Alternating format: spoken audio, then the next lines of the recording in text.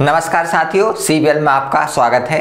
और आज हम राज्य व्यवस्था से संबंधित जो समसामयिक घटनाएं हुई हैं और उन समसामयिक घटनाएं बहुत सारी हुई, उन समसामयिक घटनाओं में जो महत्वपूर्ण समसामयिक घटनाएं हैं जो हमारे प्रारंभिक परीक्षा की दृष्टि से, मुख्य परीक्षा की दृष्टि से महत्वपूर्ण है, उनको हमने शामिल किया है। और खास करके दो टॉपिक जो शामिल किए हैं वो अधिकतर मेंस के पॉइंट ऑफ व्यू से हैं, मतलब मेंस के लिए ज़्यादा उपयोगी हैं, लेकिन उनमें कुछ फैक्ट भी आएंगे जो आपके प्रारंभिक परीक्षा में भी उपयोगी होंगे। ये यूपीएससी के अलावा अन्य जो राज्य स्तरीय पीएससी होती हैं, राज्य स्तरीय जो सिविल सेवा के एग्ज़ाम होते हैं, उसमें भी ये सहायक होगा। तो आज हम देखते हैं कि आज हम कहाँ से कहाँ तक, तो 22 से 28 अक्टूबर के मध्य जो समसामयिक घटनाएं हुई हैं उनमें से हमने 3 टॉपिक प्रमुख रूप से निकाले हैं और 2 टॉपिक हम देखेंगे जिनमें मेंस की दृष्टि से ज़्यादा महत्वपूर्ण है। ठीक है, तो एक पेगासस है जो एक की मॉलवेयर है और है राजनीतिक दलों का लोकतांत्रिकरण। ठीक है, ये वर्तमान के दौर में एक चर्चा का विषय है कि पार्टियों के अंदर ही लोकतांत्रिकरण या लोकतांत्रिक प्रक्रियाओं की कमी है। तो जिन पार्टियों में स्वयं लोकतंत्र की कमी है वो पार्टियां कैसे लोकतंत्र की स्थापना का दावा कर सकती हैं। और इसके अलावा साथ ही साथ हम देखेंगे कि महिलाओं की जो भूमिका है राजनीतिक दलों में वो कम है, मतलब राजनीतिक भागीदारी कम है। तो उसके कुछ कारण हैं, कारण देखेंगे और उनको दूर करने के उपाय देखेंगे और सरकार के द्वारा क्या क्या प्रयास किए गए हैं। क्लियर है, तो इन आयामों को हम देखेंगे। सबसे पहला हम टॉपिक बताते हैं पेगासस।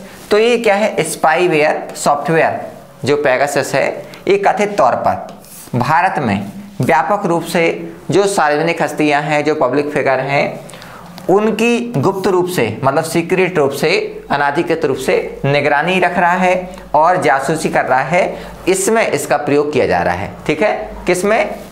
गुप्त रूप से निगरानी रखने में और जासूसी करने में इसका प्रयोग किया जा रहा है। ऐसा कथित तौर पर, मतलब कहा जा रहा है कि एक ऐसा प्रयोग किया जा रहा है। अब जैसे हम पेगासस कहते हैं तो है क्या आखिर करके? ये एक प्रकार का मैलिशियस सॉफ्टवेयर है या मालवेयर है। ठीक है, जिसे स्पाईवेयर के रूप में हम क्लासिफाइड या वर्गीकृत कर सकते हैं। यह उपयोगकर्ता जो यूजर होते हैं उनके जानकारी के बिना, उनके ज्ञान के बिना, ठीक है, उनकी डिवाइस में, उनके उपकरणों में पहुंच जाता है।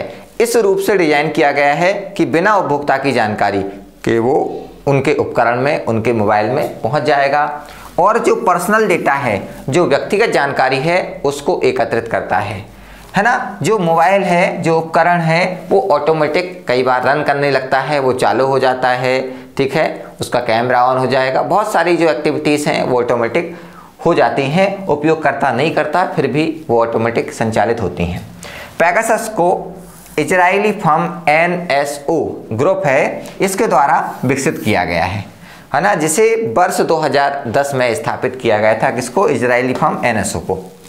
पेगासस सॉफ्टवेयर या स्पाईवेयर ऑपरेशन पर पहली रिपोर्ट वर्ष 2016 में सामने आई, जब संयुक्त अरब अमीरात में एक मानवाधिकार कार्यकर्ता को उसके iPhone 6, ठीक है, iPhone 6 पर एक SMS लिंक के साथ निशाना बनाया गया है ना। जैसे SMS आया, उस लिंक पर क्लिक की और क्लिक के बाद क्या है, डायरेक्ट उससे वो जुड़ गया। अब कहते हैं कि तथाकथित रूप पर कि जो आईफोन है वो बड़ा सिक्योर है, उसमें ऐसी गतिविधियां नहीं होती हैं, लेकिन आप देखें कि आईफोन भी इसका शिकार होने से नहीं बच पाया। जो ऐसी घटना होती है इसे बोलते हैं स्पीयर फिशिंग। ठीक है, ये टर्मिनोलॉजी पूछी जा सकती है, प्रीलिम्स में पूछ सकते हैं, मेंस में भी हम इसका कहीं प्रयोग कर सकते हैं। हालांकि जो NSO है, जो इजरायली जो ग्रुप है, की आक्रामक क्षमता और अधिक उन्नत हो गई है।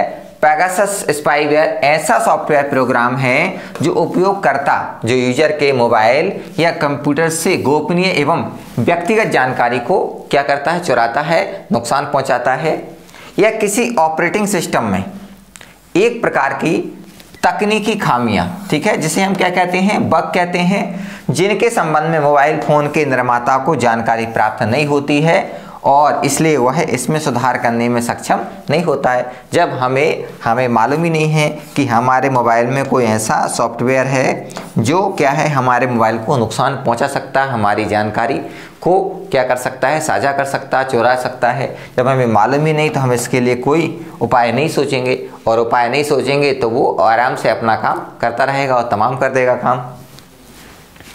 लक्ष्य, इजराइल की जो निगरानी वाली जो फर्म है NSO, ये सत्तावादी सरकारों को बेचे गए एक फोन मेल जो वेयर है, मालवेयर माध्यम से दुनिया भर के मानवाधिकार कार्यकर्ताओं, पत्रकारों, वकीलों को लक्षित किया गया। ठीक है, मतलब इनका कहना है कि ये जो तकनीक है, ये जो स्पाईवेयर है, वो सिर्फ किसको बेचते हैं? सरकार को।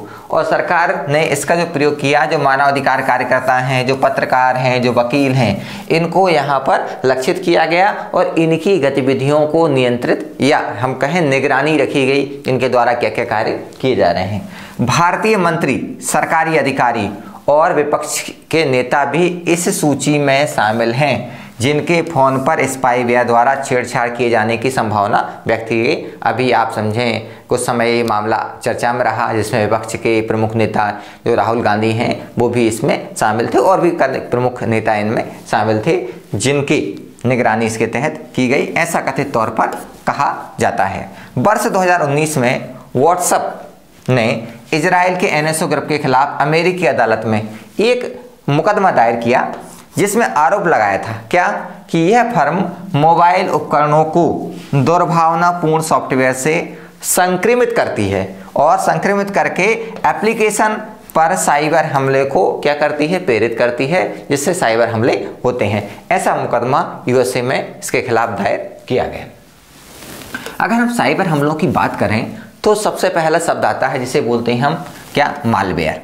मालवेयर का मतलब है ना, मैलिशियस सॉफ्टवेयर, मतलब ऐसा सॉफ्टवेयर जो दुर्भावनापूर्वक तरीके से बनाया गया या जो दुर्भावनापूर्वक कार्य करता है के लिए प्रयुक्त संक्षिप्त नाम है।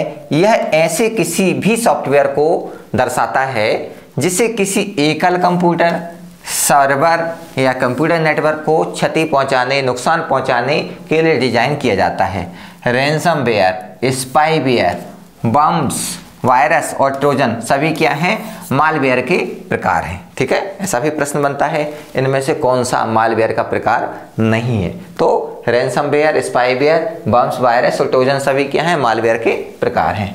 अब दूसरा शब्द आता है फिशिंग। फिशिंग क्या है?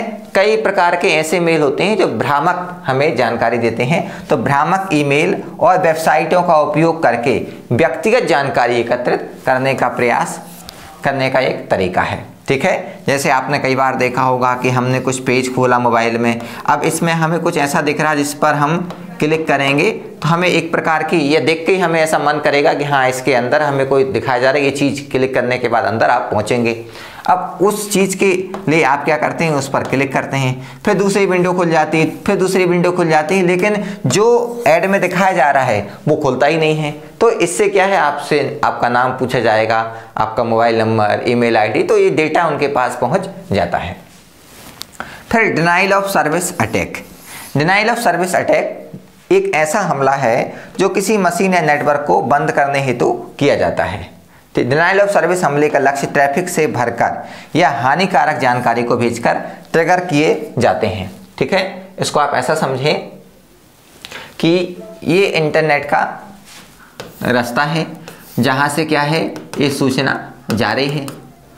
अब क्या हो कि इस एरिया पर एक ट्रैफिक नेटवर्क का स्थापित किया जाए, बनाया जाए, जिससे जो इंटरनेट की यहाँ पर सर्विस है वो कई प्रकार से क्या हो जाएगी? बाधित हो जाएगी। तो जो हम सर्विस चाह रहे हैं वो सर्विस हमें उपलब्ध नहीं हो पाएगी। तो डिनाइल ऑफ सर्विस इसी को कहा जाता है। फिर है man in the middle, MITM है ना के रूप में डिनोट करते हैं। ये क्या है? हमले के नाम है। इसे इफ्स ड्रॉपिंग हमले के रूप में भी जाना जाता है। ये हमले तब होते हैं जब हमलावर खुद को दो पक्षीय लेन देन में सम्मिलित करता है। जो बायलैटरल जो लेन देन होते हैं उनमें शामिल होता तब ये हमले होते हैं। एक बार जब हमलावर ट्रैफिक में बाधा डालते हैं तो वे डेटा को फिल्टर और चोरी कर सकते हैं। इसके बाद हम देखते हैं SQL इंजेक्शन। ठीक है, SQL इंजेक्शन का जो अर्थ है संरचित, है ना, संरचित कावेरी भाषा, संरचित क्वेरी भाषा, स्ट्रक्चर क्वेरी लैंग्वेज। ठीक है, क्वेरी लैंग्वेज मतलब डेटाबेस के साथ संचार करने के लिए उपयोग की जाने वाली जो प्रोग्रामिंग लैंग्वेज है उसे हम क्या कहते हैं, स्ट्रक्चर क्वेरी लैंग्वेज। वेबसाइटों और सेवाओं के लिए महत्वपूर्ण डेटा संग्रहित करने वाले कई सर्वर अपने डेटाबेस डेटा को प्रतिबंधित करने हेतु SQRL का प्रयोग करते हैं। एक SQRL इंजेक्शन हमला विशेष रूप से ऐसे सर्वरों को टारगेट करता है, लक्षित करता है। कैसे सर्वर? जो जानकारी प्रकट करने हेतु दुर्भावनापूर्ण कोड का प्रयोग करते हैं। इसके बाद क्रॉस साइट स्क्रिप्टिंग, है ना।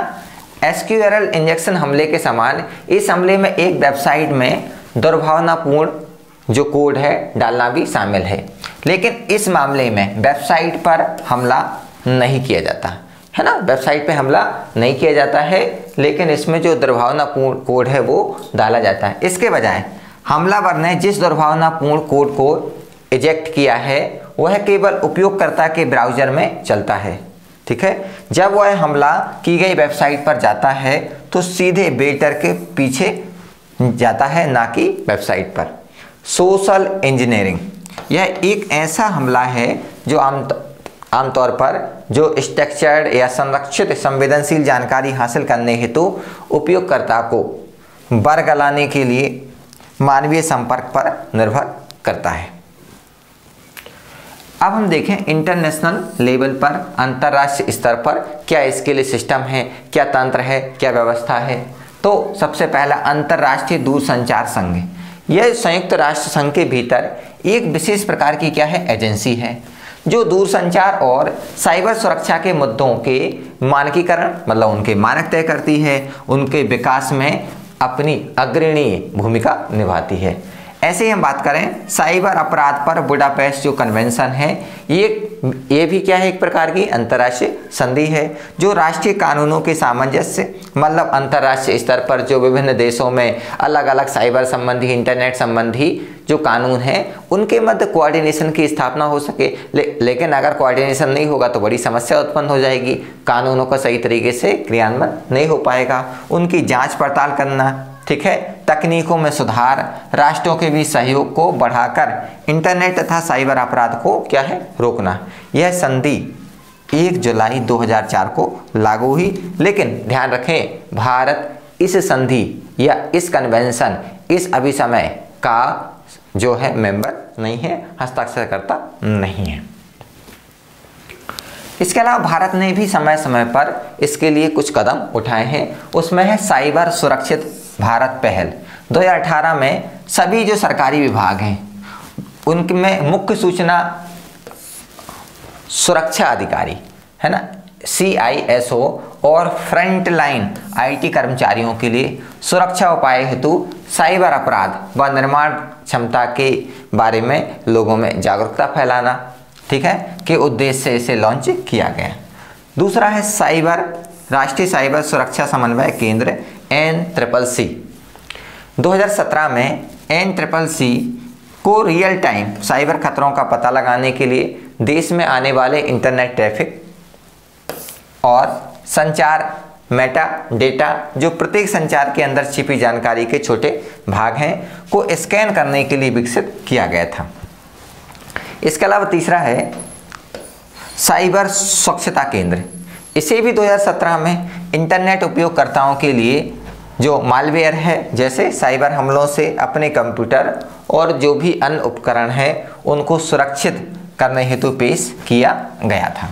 तो 3 साइबर सुरक्षित भारत पहल है, राष्ट्रीय साइबर सुरक्षा समन्वय केंद्र है और साइबर स्वच्छता केंद्र है। ये 3 प्रमुख पहल हैं। इसके अलावा चौथी हम देखते हैं भारतीय साइबर अपराध समन्वय केंद्र, ठीक है, ये भी नेक्स्ट पहल है। सरकार के द्वारा साइबर क्राइम से निपटने के लिए इस केंद्र का उद्घाटन किया गया। राष्ट्रीय साइबर अपराध रिपोर्टिंग पोर्टल को भी पूरे भारत में लॉन्च किया गया है। कंप्यूटर इमरजेंसी रिस्पांस टीम, है ना, SE RT इन या हैकिंग और फिशिंग जैसे साइबर सुरक्षा खतरों से निपटने हेतु क्या है, नोडल एजेंसी है। नोडल एजेंसी का यहाँ मतलब है कि पूरे भारत में जो साइबर संबंधी जो नीतियों का क्रियान्वयन होगा उसके लिए जिम्मेदार संस्था है वो यही है कंप्यूटर इमरजेंसी रिस्पांस टीम। कानून की बात करें तो IT एक्ट 2000 का है और व्यक्तिगत डेटा संरक्षण 2019 का है जो इससे संबंधित है। अब देखते हैं इससे क्वेश्चन क्या बन सकता है। सार्वजनिक निजता और राष्ट्रीय सुरक्षा के ठीक जो संतुलन को बनाए रखने के लिए मजबूत संस्थागत तंत्र का गठन किया जाना चाहिए। हाल में ही पेगासस विवाद के संदर्भ में इस बयान का विश्लेषण करें, ऐसा मुख्य परीक्षा में प्रश्न बन सकता है। ठीक है, ये डिकोडिंग पेगासस की पूरी इंफॉर्मेशन है जो हमने चर्चा की, शॉर्ट में ये उसकी सारी इंफॉर्मेशन है। ठीक है, ये आपको PPT के रूप में मिल जाएगा, एक बार आप इससे रिवाइज कर लीजिएगा। जो हमने ओवरऑल पढ़ा उसका शॉर्ट में एनालिसिस है।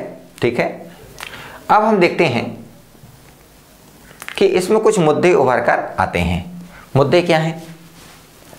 मुद्दे ये हैं कि जो सार्वजनिक सुरक्षा है, ठीक है ना, उसके दिक्कत है या उसकी सुरक्षा का मुद्दा है।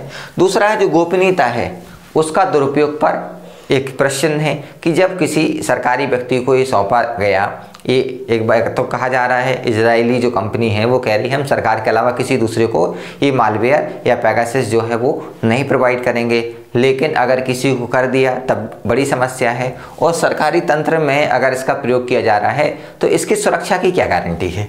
ठीक है, तो सरकार की जो इसके प्रयोग करने के तरीके हैं उसमें असंतुष्टि, अनसेटिस्फैक्शन हमें देखने को मिल रहा है। ठीक है, स्टोन स्वामी जो हैं उनकी निगरानी की गई और इनके जो है कारावास के दौरान मृत्यु भी हो गई थी। राहुल गांधी और जो अन्य राजनेता हैं उनकी जो जासूसी की गई, बड़ा मुद्दा उभर कर आया।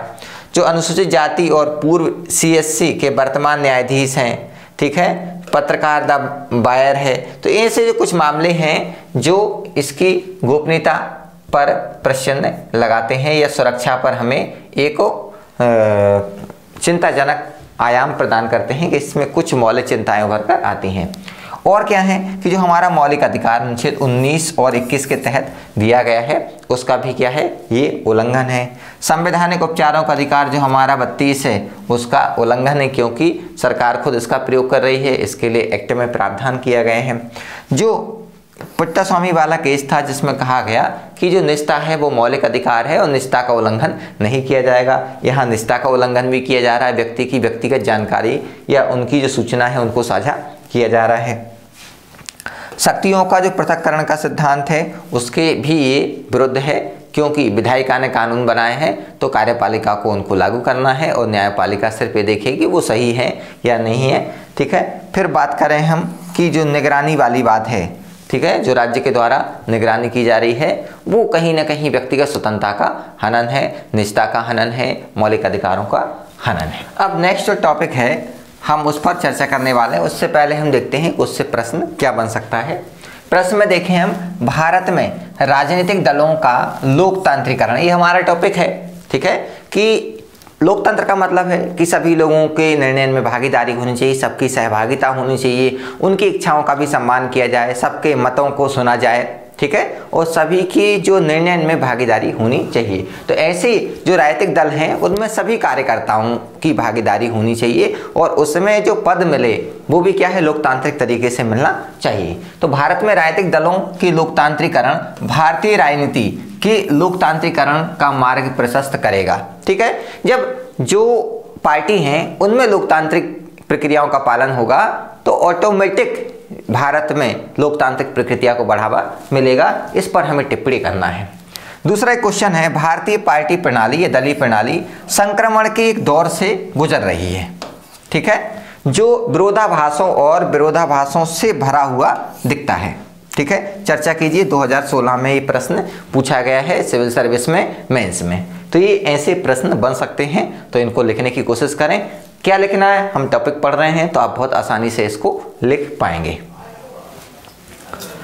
अब बात आती है कि राजनीतिक दलों में लोकतंत्र की या लोकतांत्रिकरण की आवश्यकता क्या है।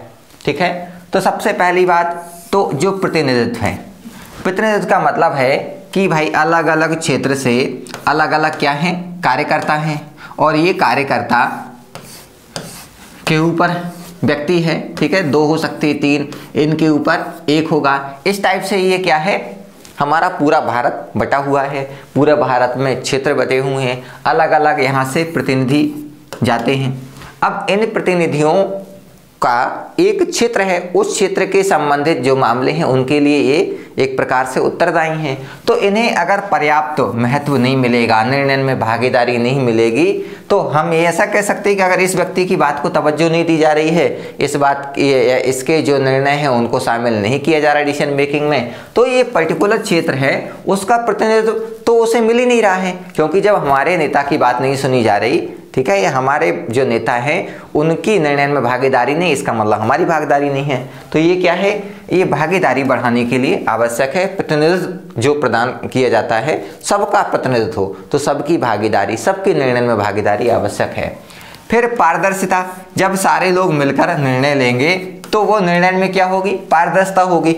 लेकिन अगर कोई एक व्यक्ति निर्णय लेता है तो वो किसी एक पक्ष की ओर झुका हो सकता है, ठीक है, या किसी की विचारधारा से झुका हो सकता है, किसी व्यक्तिगत स्वार्थ से झुका हो सकता है, अपने लाभ से झुका हो सकता है, क्लियर। और वो निर्णय गलत होने की संभावना भी ज़्यादा रहती है। जब ज़्यादा लोग निर्णय लेते हैं तो वो निर्णय ज़्यादा सफल और ज़्यादा अच्छा, ज़्यादा लोकतांत्रिक, ज़्यादा जो है पारदर्शी माना जाता है।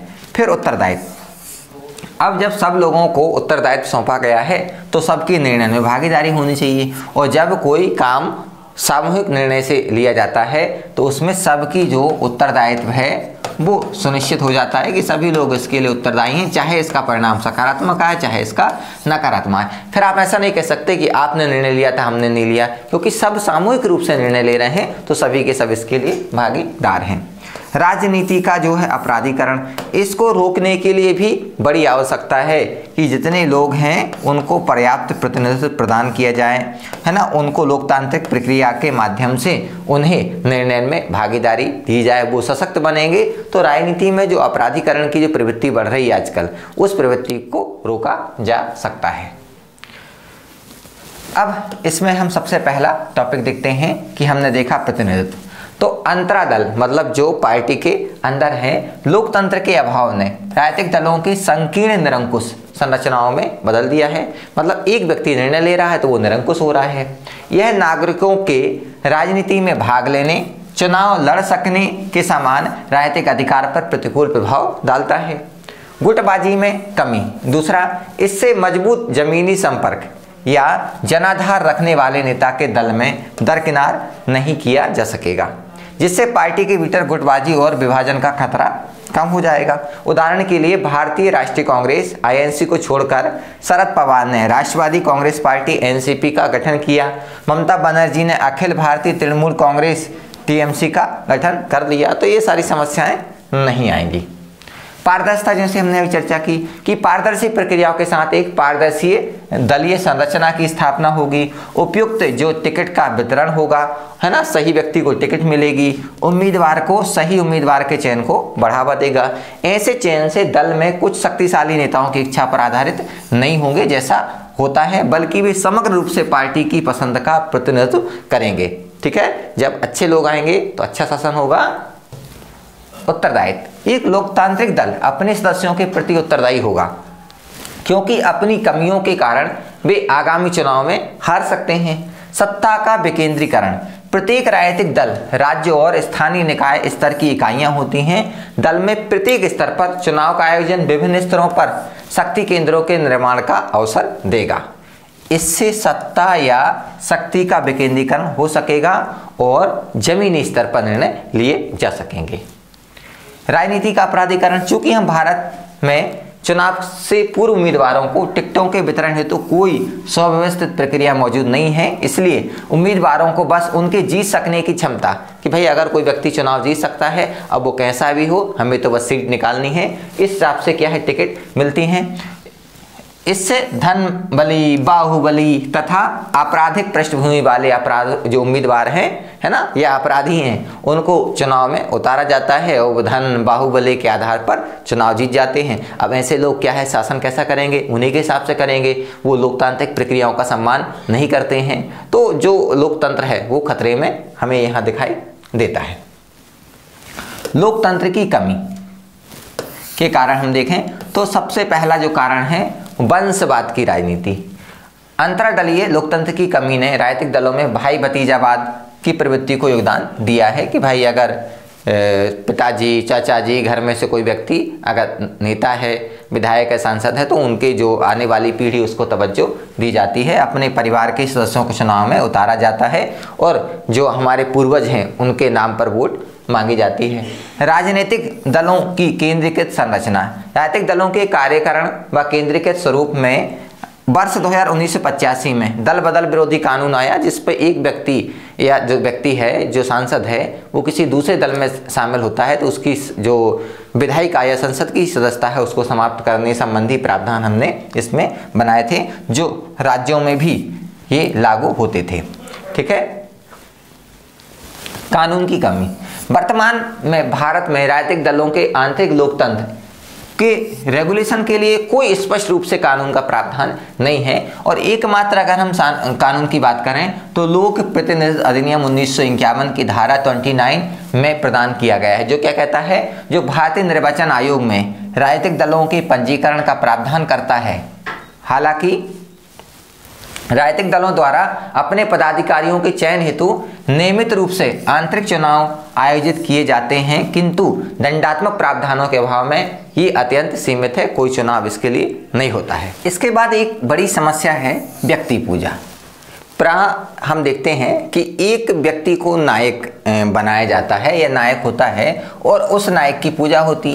अब कई बार वो व्यक्ति अच्छा होता है लेकिन उसके जो आने वाली पार्टी के अन्य मेंबर हैं या उत्तराधिकारी हैं, जरूरी नहीं वो अच्छे हों, तो ये बड़ी समस्या है। कई बार पूरी पार्टी जो है कोई एक व्यक्ति पर जो है, एक व्यक्तित्व उस पर हावी हो जाता है, जो अपनी एक मंडली बना लेता है, जिससे सभी प्रकार के जो पार्टी के अंदर जो निर्णय हैं या जो लोकतांत्रिक प्रक्रिया वो उनका अंत हो जाता है। वो जो कहता है वही होता है। जैसे हम बात करें, माओ सेतुंग या माओ जेडॉन थे, चीनी कम्युनिस्ट पार्टी पर उन्होंने आधिपत्य स्थापित कर लिया, या अमेरिका की हम रिपब्लिक पार्टी पर डोनाल्ड ट्रंप की बात करें तो इस टाइप से कोई एक व्यक्ति वो हावी हो जाता है। आंतरिक चुनावों को अप्रभावित करना।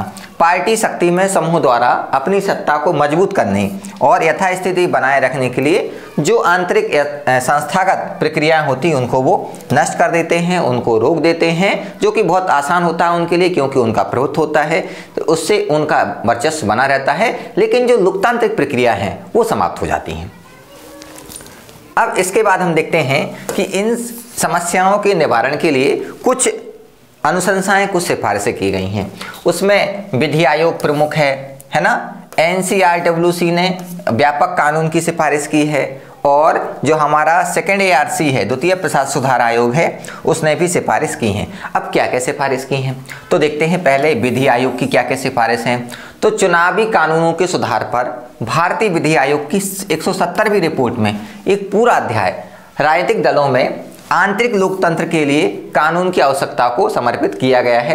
आयोग ने माना था कि कोई राजनीतिक दल जो अपने आंतरिक कार्यकारण में, मतलब जो कार्य पद्धति होती है, लोकतांत्रिक सिद्धांतों का सम्मान नहीं करता, उससे देश के शासन में मौजूद आधारभूत सिद्धांतों का सम्मान करने की आशा और अपेक्षा नहीं की जा सकती। मतलब जो व्यक्ति पार्टी में ही आंतरिक लोकतंत्र का पालन नहीं कर रहा, वो देश में आंतरिक या लोकतंत्र की बात करेगा लेकिन पालन करने की उससे कोई उम्मीद नहीं है। NCRW की रिपोर्ट, ठीक है। NCRW मतलब क्या है? National commission for review of working of constitution.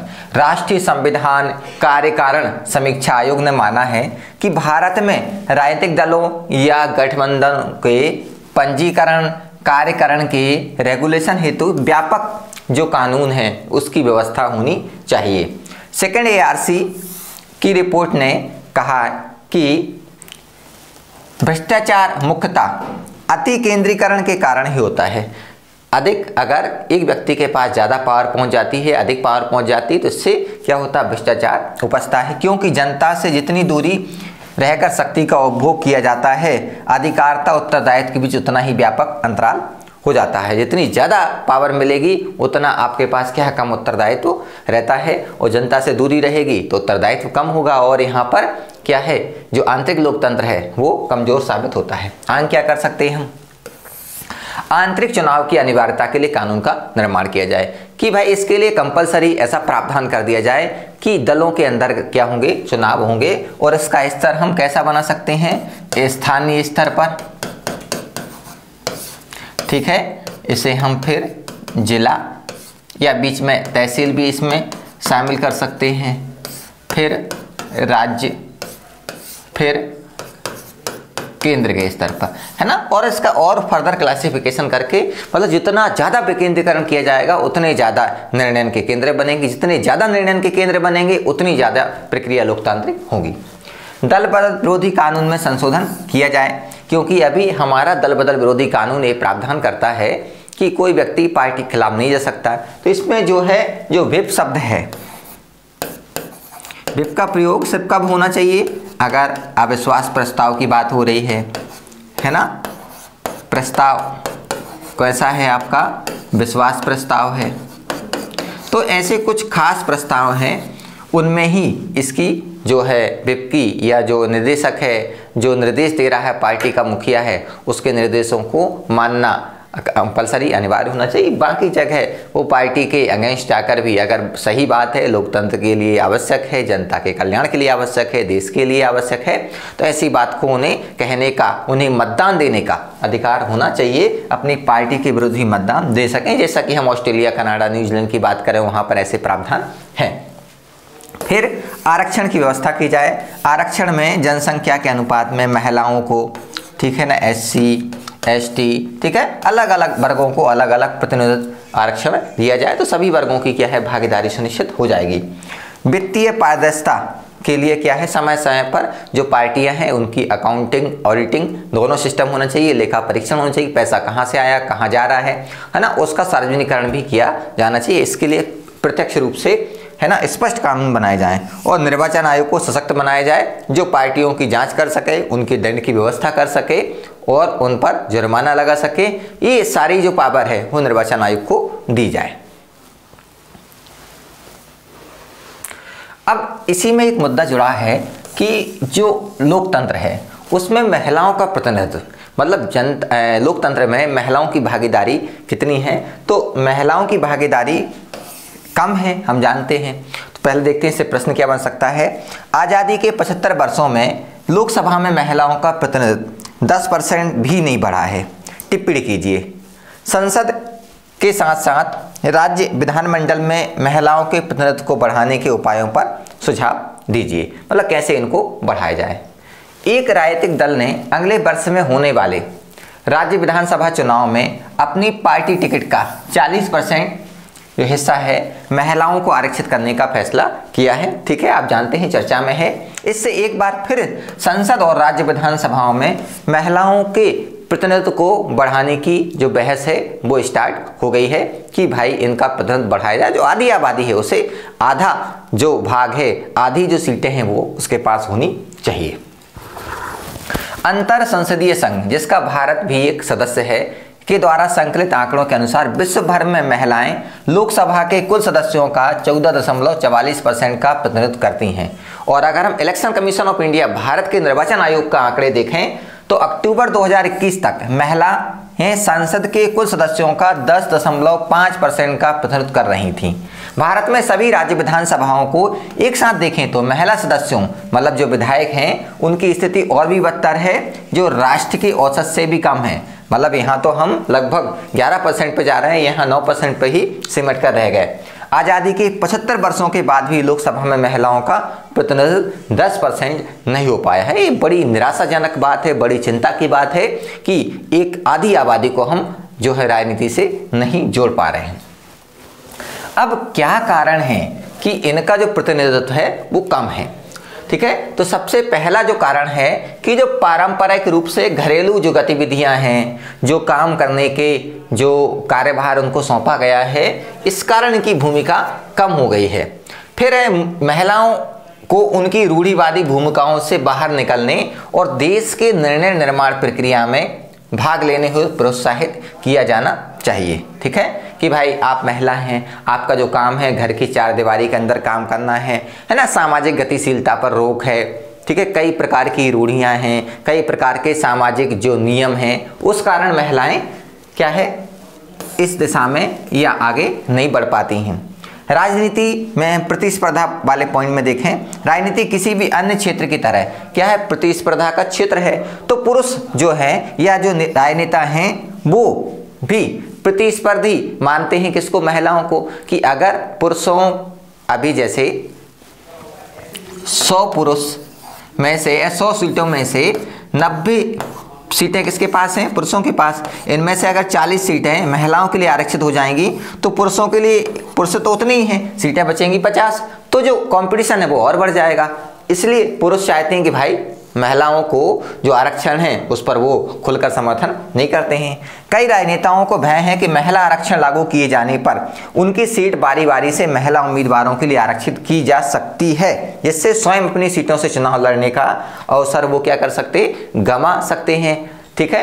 इसके बाद हम देखते हैं राजनीतिक शिक्षा का अभाव। जो पॉलिटिकल एजुकेशन है उसकी भी हमें क्या है लैक देखने को मिलता है, कमी देखने को मिलती है। शिक्षा महिलाओं की सामाजिक गतिशीलता को प्रभावित करती है। मतलब अगर फीमेल जो एजुकेटेड है तो उसमें गतिशीलता, मोबिलिटी ज़्यादा होगी, लेकिन अगर एजुकेशन का स्तर कम है तो ऐसा माना जाता है कि उसकी जो गतिशीलता है वो कम होगी। शैक्षणिक संस्थानों में प्रदान की जाने वाली औपचारिक शिक्षा नेतृत्व के अवसर पैदा करती है, उनमें लीडरशिप का जो है गुण पैदा करती है, नेतृत्व को आवश्यक कौशल प्रदान करती है। राजनीति की समझ की कमी के कारण भी अपने मूल अधिकारों और राजनीतिक अधिकारों से वो क्या है अवगत नहीं है, उन्हें उसकी जानकारी नहीं है।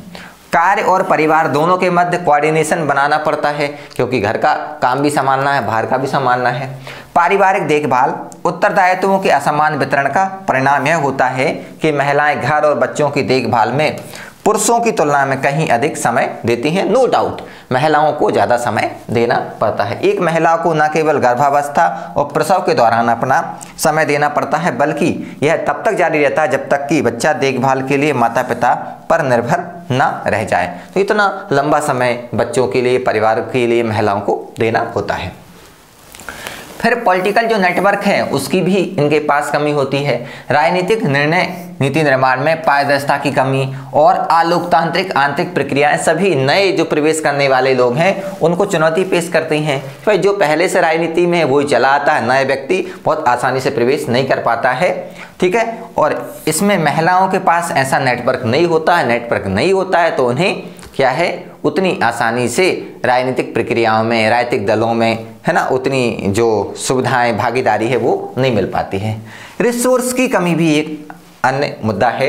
भारत की आंतरिक राजनीतिक दल संरचना में महिलाओं को कम अनुपात के कारण महिलाएं अपने राजनीतिक निर्वाचन क्षेत्रों के संपोषण हेतु संसाधन और समर्थन जुटाने में असफल रहती हैं। महिलाओं को चुनाव लड़ने के लिए राजनीतिक दलों से पर्याप्त वित्तीय सहायता नहीं मिलती, मतलब फीमेल को उतना सपोर्ट नहीं मिलता है, क्योंकि पुरुषवादी समाज है तो उतनी सपोर्ट नहीं मिल पाता है। सामाजिक जो हम स्थिति देखें, सोशल कंडीशनिंग देखें, तो उन्हें अपने ऊपर थोपे गए निर्देशों को स्वीकार करना होता है और समाज का बोझ उठाना पड़ता है।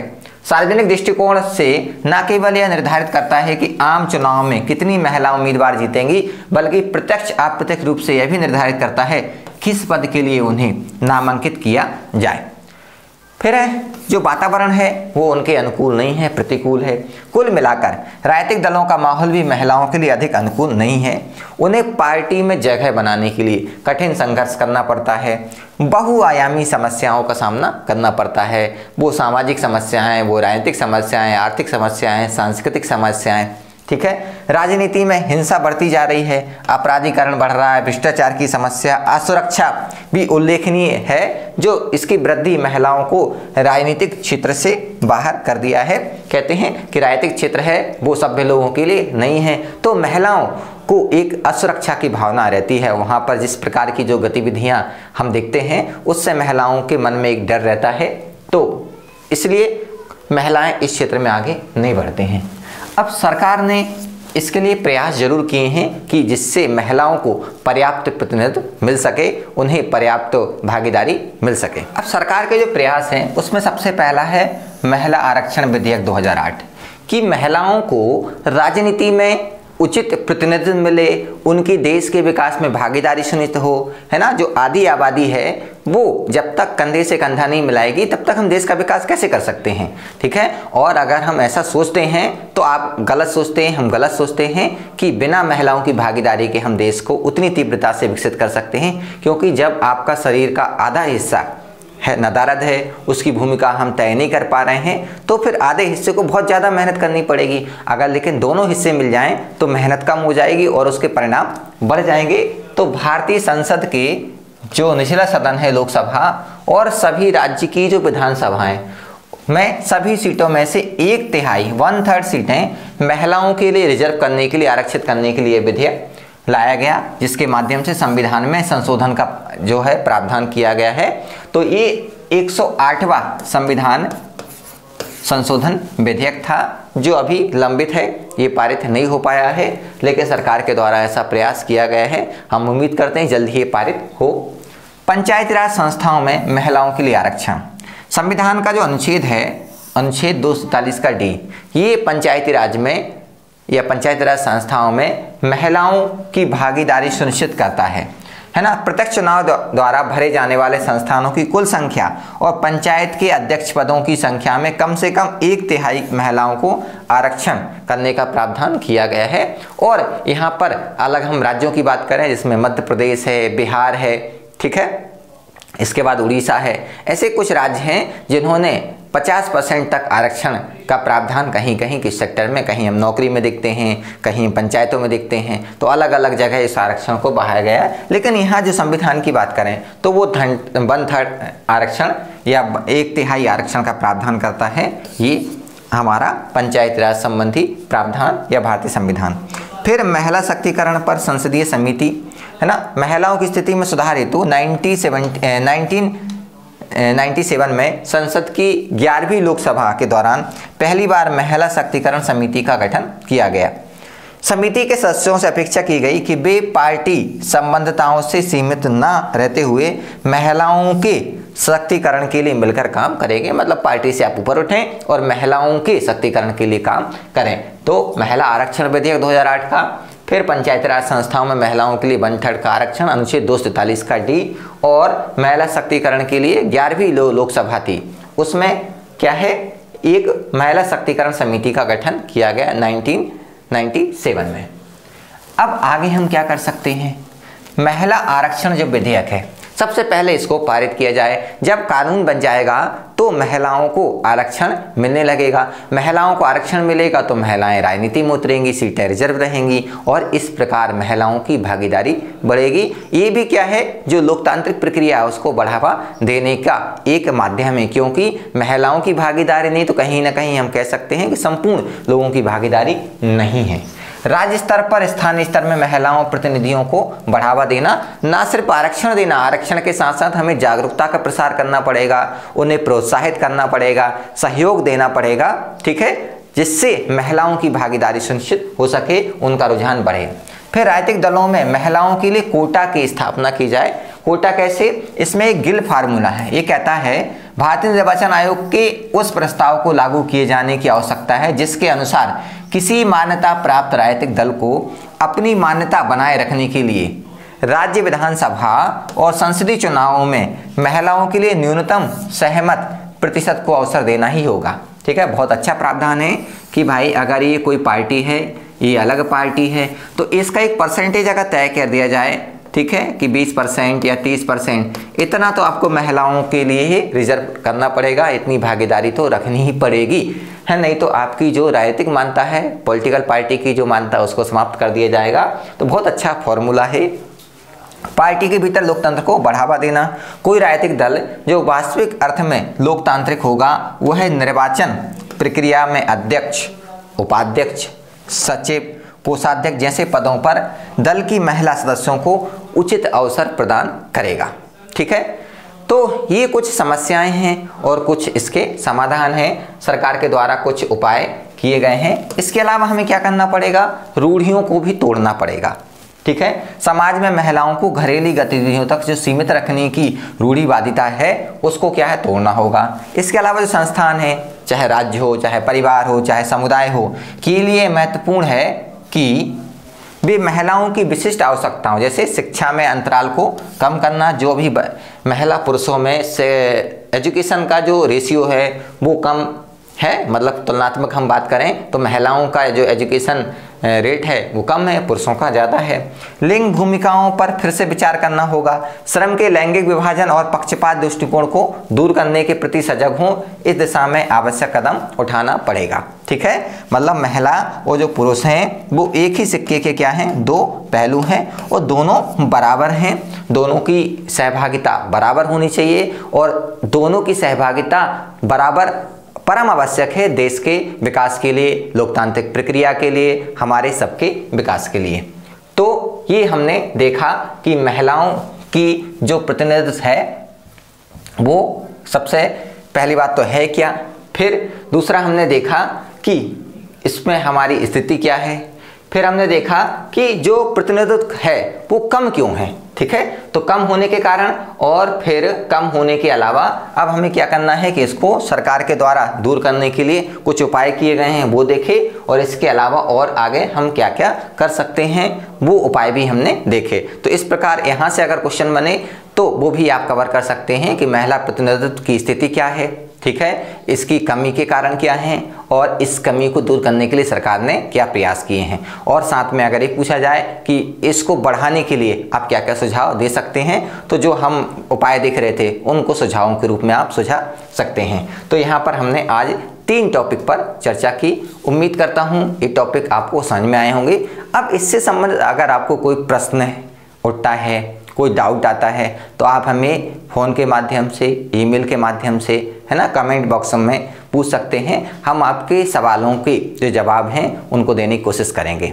अब आपको एक साथ एक काम और करना है कि जो भी आपका करंट अफेयर का जो आप रजिस्टर बनाते हैं उसमें इन से संबंधित टॉपिक हैं, जो पीपीटी है, इसमें अगर कुछ एड ऑन होता है एग्जाम तक, कुछ नया आर्टिकल आता है, कुछ मैगजीन में आता है, कुछ न्यूज़ में आता है, तो उससे जो प्रीलिम संबंधित फैक्ट हैं उनको भी आप जोड़ेंगे, और अगर मेंस का कुछ आयाम है तो इसी में आप उसको जोड़ते रहेंगे। तो आपका जो नोट्स है, जो आपका मैटर है वो एनरिच होता जाएगा, क्योंकि देखिए समय समय पर हमें हमारे मैटर को एनरिच करना होता है, हर बार उसमें कुछ ना कुछ हमें नयापन लाने की कोशिश होती है। यही हमारे जो सिविल सर्विस एग्जाम की खूबसूरती है और यही टफनेस है कि एक बार आपने पढ़ लिया तो ऐसा नहीं, वो हालांकि एक बार आप पढ़ लेते हैं तो आपका जो कॉन्सेप्ट है वो क्लियर है, बस उसमें नयापन लाने के लिए, ठीक है, हमें उसमें ऐड ऑन करना होता है।